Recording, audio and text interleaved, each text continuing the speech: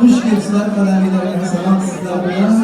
Dindar dostlarımızdan mübarek milletlerimiz sabahçı kelin diyorlardı.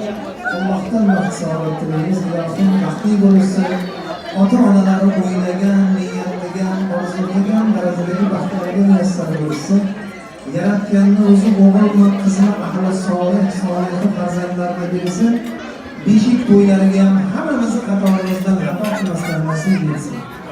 Mana shu yerda turli joylardan kelgan turli millat vakillari o'tirishdi. Hammalaringizga xush kelibsizlar deymiz va hozirgi aytiladigan qo'shiqimiz endi Turkman xalq qo'shiqlaridan